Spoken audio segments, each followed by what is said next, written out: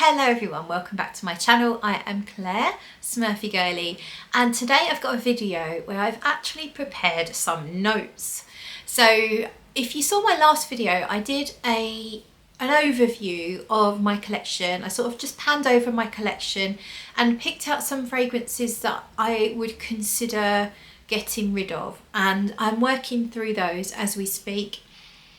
And there'll be a video that lets you know my final decisions, what I'm getting rid of and what I'm keeping from that little section of perfumes. But that really got me looking at my other perfumes and deciding to wear some fragrances I haven't worn in a long time, despite the fact that I bloody love them. And that got me thinking further about what are the very, very best perfumes in my collection. What are the ones that I really can't see me ever being without? So really this category of perfumes or this little selection of fragrances are just what I consider extra special, the best of the best from my collection, and I'm gonna get started. So as I said, I have made notes, so we're going to start in the order that I've written the notes. So I've sat here and not just thought about how they smell, but how they make me feel, and also how I envisage someone wearing that perfume. It will speak for itself as I move on. So the first one is this absolute beauty, and it is Hera from Papillon Perfumery. As you can see, there's not loads left. I will 100% be buying a bottle when this one is nearing the end. It's very much my special occasion perfume. I wore it the other night out to dinner and my friend said that I smelled really nice, so that is always nice to hear. Hera has notes of jasmine, orange blossom, ylang ylang, rose, orris, narcissus. There is also oak moss in there. It's not an official listed note, but Liz Moore's, the perfumer, did confirm that to me because I can smell it in there in the dry down. Not overdosed, but it is detectable in the dry down. There's also, I'm sure there's patchouli. Basically it's like a floral amber meets a chypre in terms of the category. So it's almost like a beginner's chypre. If you're not a big chypre lover, there's a chance you'll still like this. Very much an opulent floral. The florals are amazing in here. The fragrance has a high percentage of naturals. Liz uses lots of naturals in all of her perfumes, but in this one she used the most amount of naturals that she's ever used. This is a kind of fragrance that is, it's very potent. These are all very potent, by the way. I'm not going to talk about longevity and projection. They are all, for me, I will get 12-hour shift out of them, if not longer. Like, they are all super long lasting on my skin. But this one is, it's potent. It's the kind of fragrance that lends itself to anointing yourself with it. So if this was in a dabber bottle, it would just be this beautiful ritual of anointing yourself, and it's rich and strong enough that that would still be giving you a really good projection and sillage, even not being able to spray, because it's such a rich, it is an extrait de parfum, so it is highly concentrated. Has a vintage feel because I think probably of that oak moss and that sort of powdery dry down that you get. I'm sure there's some vanilla in here, again it's not listed, or something like that that gives it a little bit of sweetness in the dry down. And the florals are so lively and beautiful and stunning. This perfume was created for Liz Moore's daughter for her wedding day, and I have to say that I absolutely do see this perfume on a beautiful bride in the full, you know, lace and silk wedding dress and a gorgeous blooming bouquet. It's a very, very special perfume, and that's why it's in this list. The next one is Unspoken Musk from Francesca Bianchi. Notes of immortelle, bergamot, iris, magnolia, musk. You've got castoreum and civet, but don't be scared. I don't really pick up on them specifically. I think they just lend it a slightly a slightly dirty feel, but it's not really a dirty fragrance. You've got vanilla, tonka, sandalwood, patchouli and cypriol. Cypriol is another note I don't always love, but I don't really pick up on anything too smoky, or I don't really find that it overtakes in here. This perfume for me is very much about the musk and the iris, and then that sort of sweetness in the dry down that probably comes from the tonka and the vanilla. When I smell it, I just feel joyful. There's something so just lovely about this perfume, and it also feels like me. This is probably the most me fragrance in this category. It feels like a velvet dress, probably like a grey / blue. You know that colour? There's a beautiful colour that you sometimes can't quite tell if it's blue or grey, somewhere in between. So imagine a velvet dress in a bluey grey colour. Rich, calm, but it also makes me think of warm skin. So not dirty, no BO, but warm. You've been warmed up in any way you like to imagine, but then you are wearing this amazing bluey grey velvet dress, and I don't think you're going to anything too formal. It's some sort of just a general night out. You're going out for dinner or you're meeting friends, that kind of thing. It's not a standoffish perfume. In fact, it's very embracing. So I think the idea of going out with friends is perfect because it's a hug. It's kind of a hug in a bottle, really. So that is Unspoken Musk. Okay, the next one. This giant bottle is Chanel number 22. So this came out originally in 1922.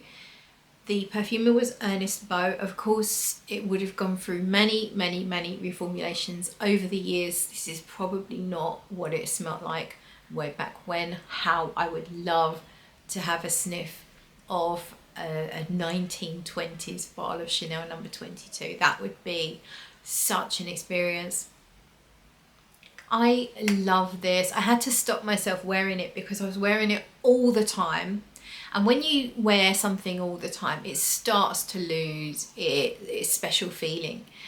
So I kind of like stopped myself. I still definitely pick it here and there, and sometimes I wear it to bed and I wake up the next morning and I just think, you smell so good, what is that? Like, you know, when you forget for a moment, like, what was I wearing?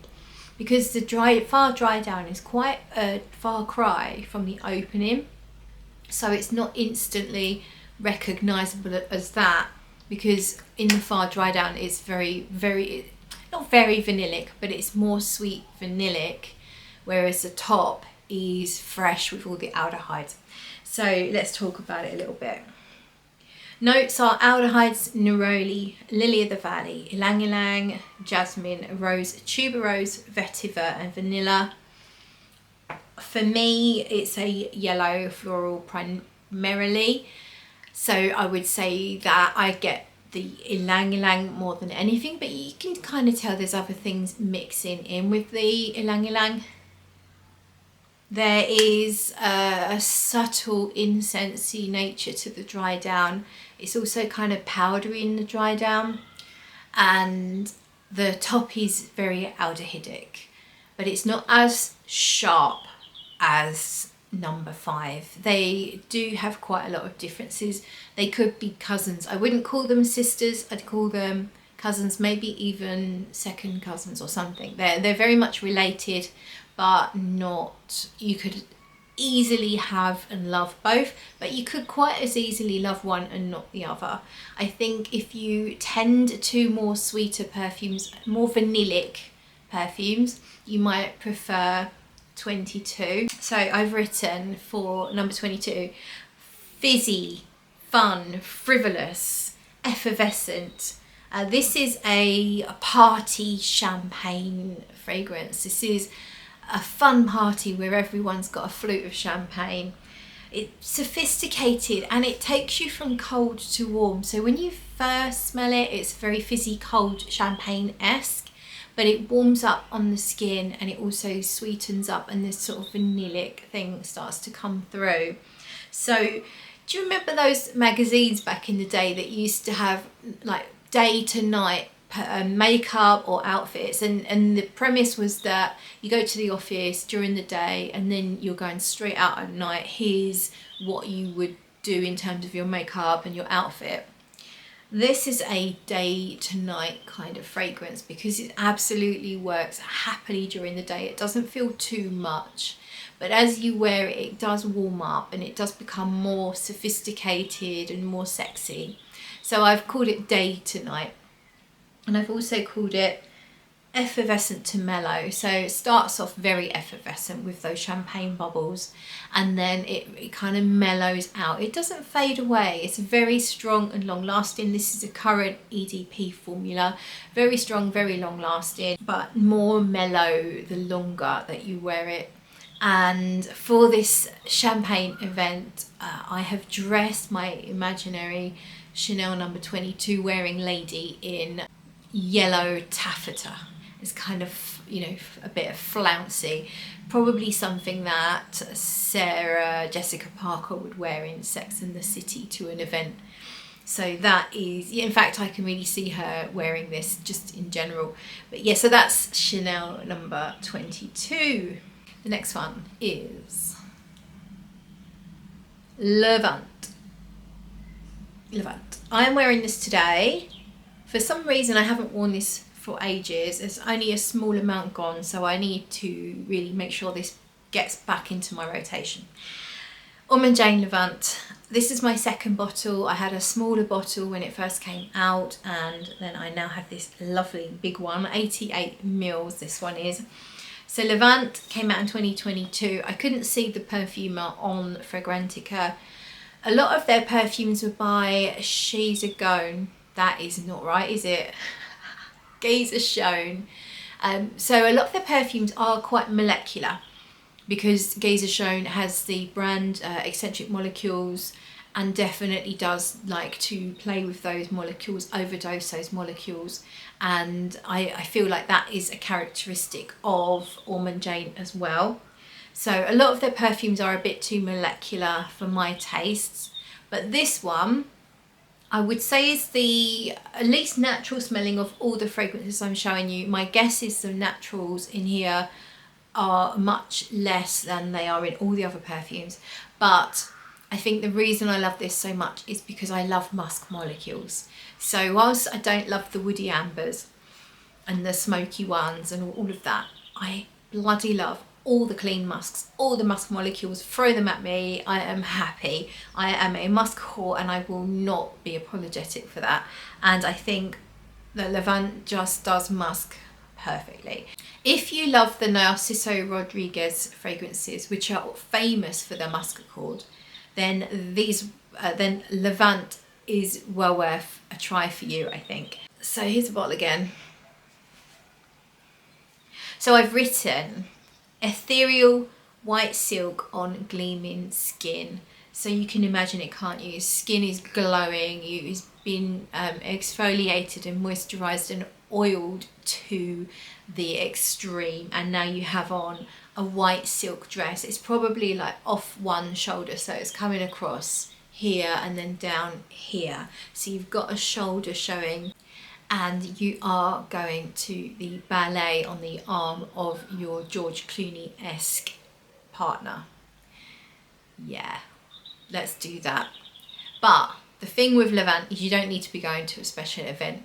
It is a day or night perfume. I would happily wear it for anything, absolutely anything.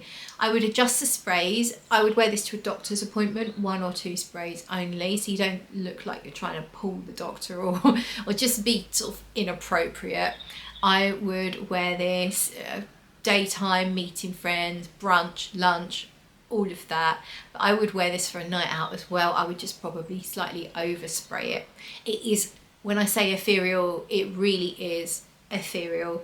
It does form a lovely cloud in the air. It's very much there, but you can breathe. There's space between the smells, so you get oxygen.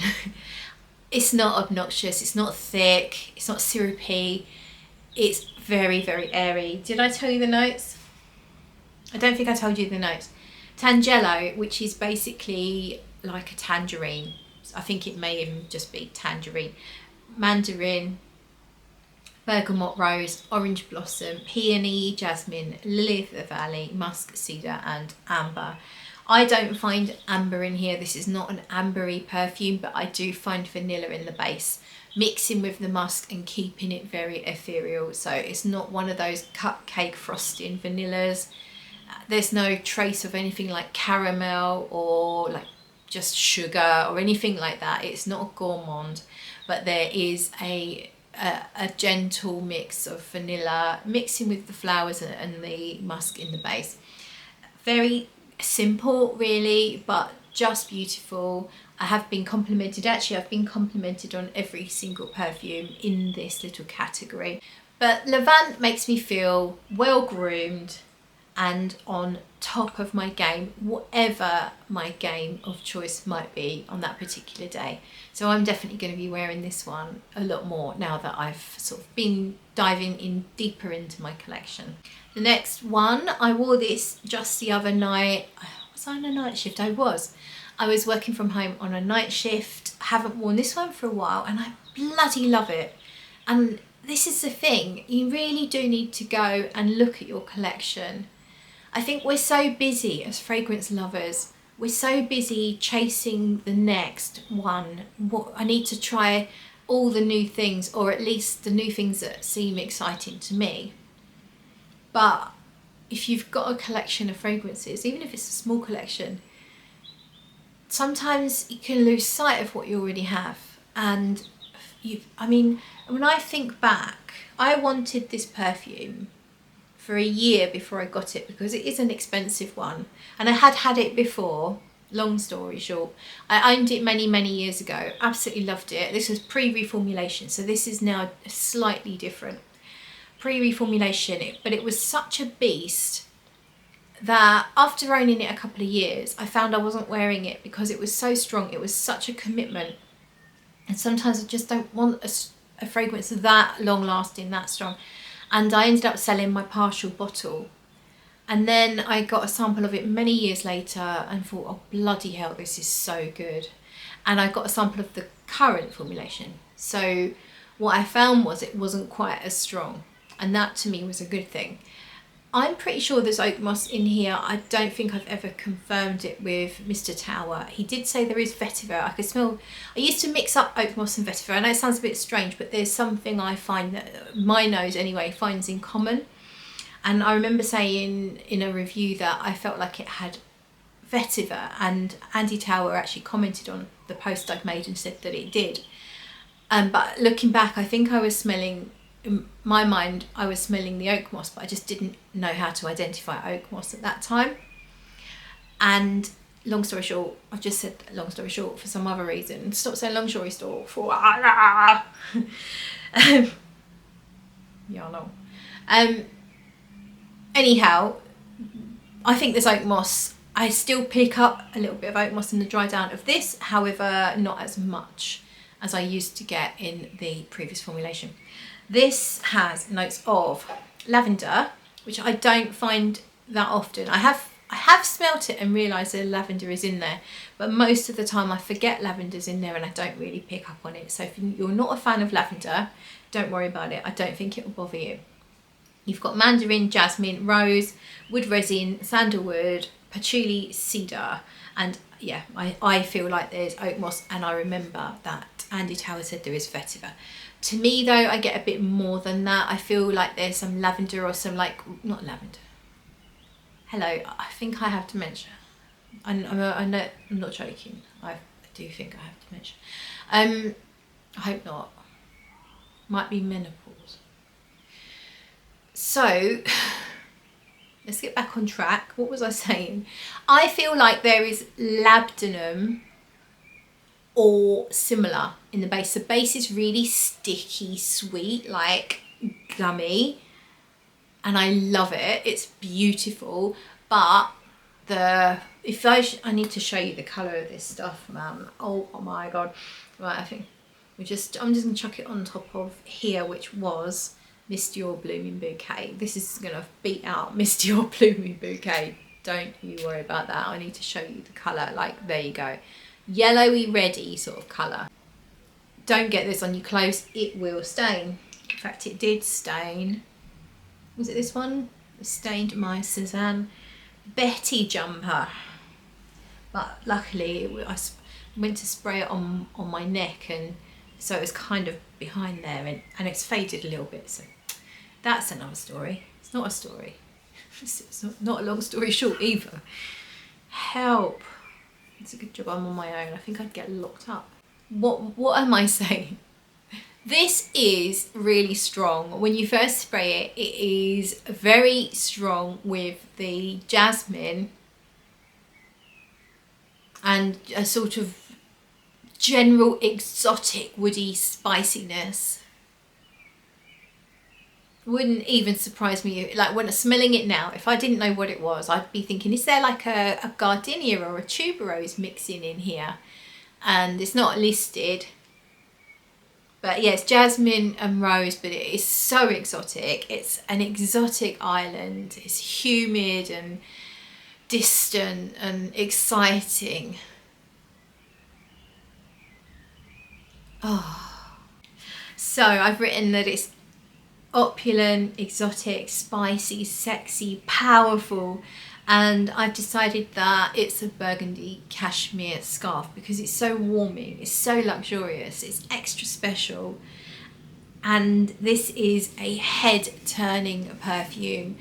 So let's say you are wearing this cashmere fro, you're probably wearing something else underneath it, because yeah, but you are at your own premiere where you are star of the show, because this is that perfume. This is not going to be a mass appealing scent at all. The TikTokers who are wearing gourmands every day, they are not going to be feeling this. This is something for those of you that are sick of the drivel, sick of the modern day mediocrity, sick of the lack of anything natural in a perfume. If that's you, if you want something really rich, if you want something attention grabbing and exciting and exotic and sexy and warm, then this is it. Sample first, do not blind buy, and they are expensive as well. But I love this. I don't reach for it that often because it does feel like it'd be a little bit polarizing. I do remember getting a comment from someone when I wore it to the pub years ago that kind of like, they didn't say anything negative, but they kind of shook their head and took a step back. So it's very incensey. It feels sort of hippie, you know, hippie-ish, hippie and incensey, and you know, it's not going to be for everyone for sure, but I love it. And I got a compliment once from a girl at work. So I sat down next to someone I didn't know, open plan offices, going back a long time now, open plan offices, and she immediately was asking what I was wearing and saying that she liked it. I can't remember what she said exactly. So yeah, you know, it's polarizing for sure. And now we move on to the final one, and that is Embers.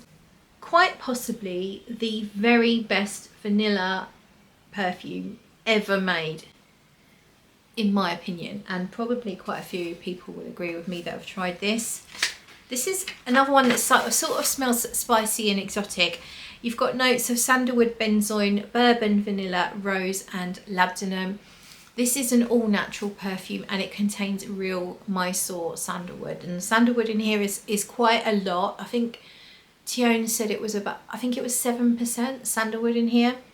This is a lot of the formula. This is out of this world quality.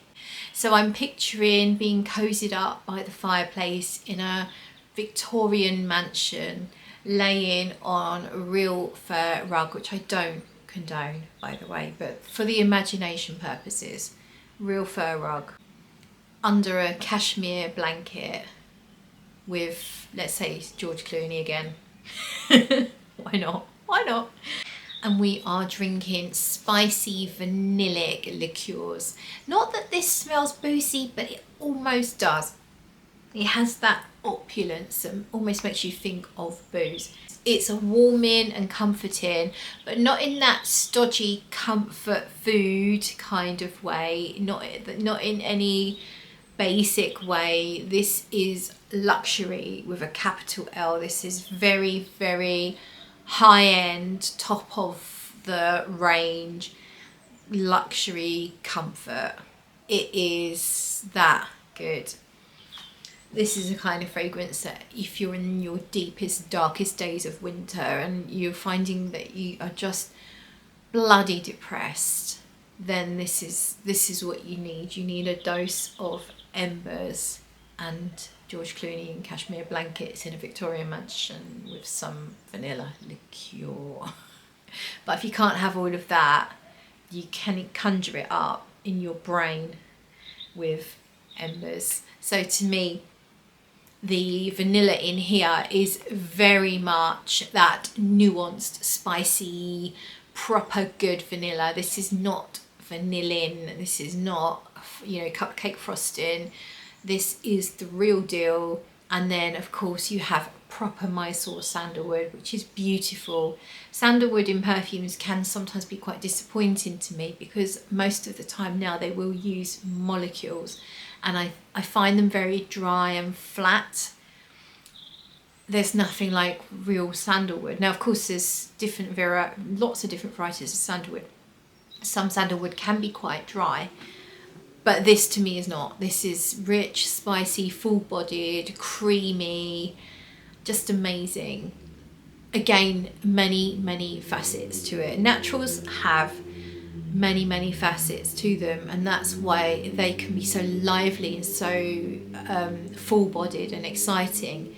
And of course this is all naturals, but the way that it's blended is so perfect, because a lot of all natural perfumes can smell a bit raw. They can smell almost unfinished at times. If you think of a lot of the fragrances by Lush use a lot of naturals, which is great, but they're not particularly refined. They kind of have that hippy dippy feel, that slightly unfinished feel. Not all of them, of course not all of them, but quite a few of them.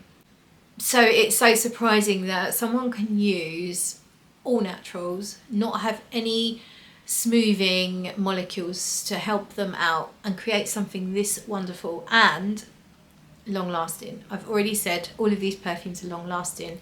This is no exception. Don't worry about the fact that it's all natural. It is very, very long lasting.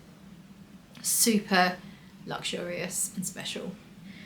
So they are really the very best fragrances in my collection. Let me know what are the top fragrances in your collection. I would love to know what you have. Did you like this video? If so, do give it a thumbs up, and if you're not already subscribed, please hit the subscribe button. That would really help me out. Thank you for watching, and I will catch you in another video. Bye.